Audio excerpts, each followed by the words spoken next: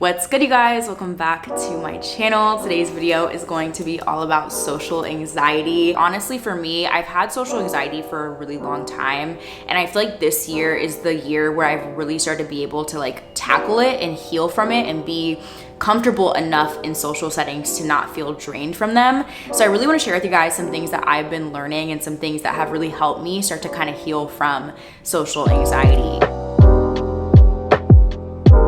I think a lot of times social anxiety comes from this deep-rooted fear around our own self-worth. A lot of us have these fears that if we are in a room, that we are being a nuisance, that we can't fully be ourselves, or we are going to be judged. We have this deep-rooted fear that we are not worthy of being loved and appreciated. So when we get in these social situations, we feel this anxiety that we can't fully take up space in a room almost. And for me, in order to start healing from my social anxiety, I really had to start unpacking where those feelings came from. You're gonna have to really sit down and dissect, maybe through therapy or maybe through some shadow work, what in your childhood has convinced you that you are not inherently worthy of taking up space in a room? What did your family situation look like? What did your friend situation look like? That can all affect how you feel about yourself today without you even fully realizing it. For me, I know a lot of my social anxiety comes from this trauma that I have of growing up in schools where no one looked like me and I got bullied for it. And I know it also comes from being in a family environment where I just always felt like an outsider. I always felt like a nuisance, even though no one really was setting out to make me feel that way. I just kind of felt like that because of how my family was set up. So that's kind of where a lot of my negative core beliefs about myself come from. And I really start to see that in social settings. My biggest fear is that I'm in a room, and when I walk out of that room,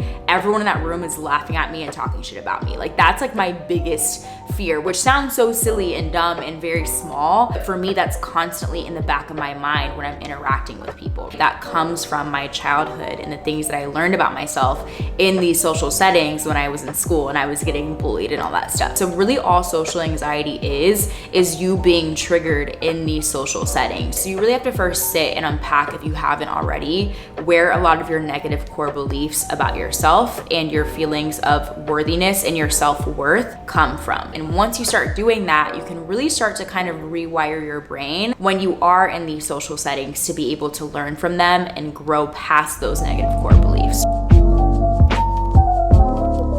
As you're starting to let go of a lot of these limiting beliefs that you have about yourself, you're going to have to start to do some work to start to replace these limiting beliefs with more positive ones about yourself. This is something that I've personally been working on for 3, 4, 5 years maybe, and it's something that I'm definitely still on a journey with. Your presence in any room is a blessing. You are inherently worthy of being able to be yourself and take up as much space in any room that you want, but it may take you time to learn that and to remember that worthiness within yourself. I really encourage you to put into practice every single day doing things that are gonna make you fall back in love with yourself. Learn to spend time with yourself. If you have some degree of social anxiety, you probably already do this a lot, but learn to fall in love with being by yourself. Take yourself out on solo dates, dance in front of a mirror, do things alone that you maybe want to do in a group setting. That is really truly, I think, how you fall in love with yourself and then become more comfortable when you are around other people. Because then you can really start to see okay, this is who I am, this is what I enjoy, this is the energy that I bring to the table. Really encourage you, honestly, if you've never done this before, write down things that you love about yourself. Write a love letter to yourself. Really give yourself the love and attention that you need to remember that you, again, your presence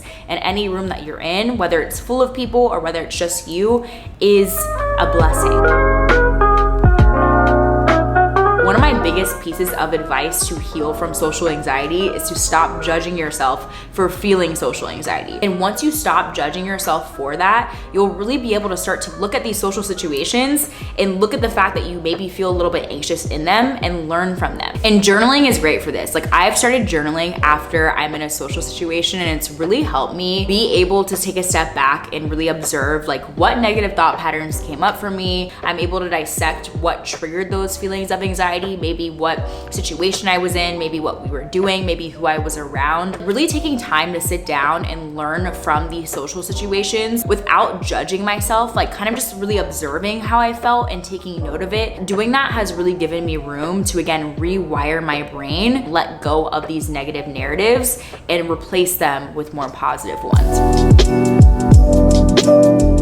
And then this leads me into one of my biggest pieces of advice when it comes to social situations. When you are actually interacting with people, do not match energies. Do not force yourself to be maybe more extroverted than you want to be. Don't force yourself to be more loud than you want to be, or don't force yourself to be more quiet than you want to be. One thing that I have a really bad habit of doing that I'm really just now starting to kind of get over is I would adapt my personality to match other people that I was around. So when I was in group settings, it was a lot harder for me because I would be around different people and I would try to literally adapt my entire personality. And I think everyone does this to some degree, like don't get me wrong, but I would truly like act different depending on who I was around so that I could fit in more. Really encourage you to take note of when you start doing this. And again, don't judge yourself for it, but stop doing it. Like force yourself to stop doing it. Again, remember that your presence is a blessing. It's unique and it's unlike anyone else's. So therefore, you matching energies with other people is only doing everyone, including yourself,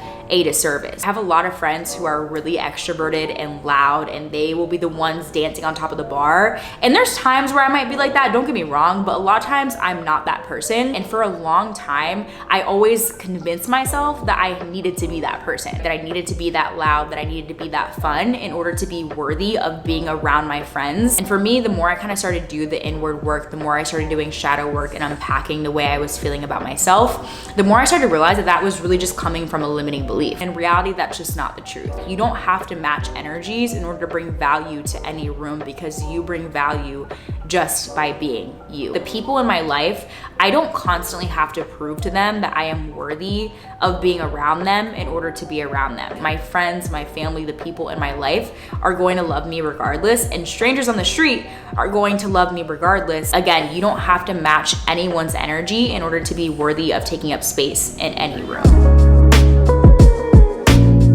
This is gonna sound very harsh, but usually this anxiety that you're feeling around being in social settings is coming from this idea that everyone is focused on you and what you're doing. In reality, that's not usually the case. Usually 9 times out of 10, people don't really care what you're doing. Everyone really truly is in their own world. What people see in you, what people get out of interacting with you is 99% coming from their own lens. So when you recognize that your behavior is really not going to affect how other people feel about themselves that much, you can kind of start to feel less pressure to maintain a certain energy when you're around people. You may as well be yourself, because at the end of the day, no one really cares what you're doing that much.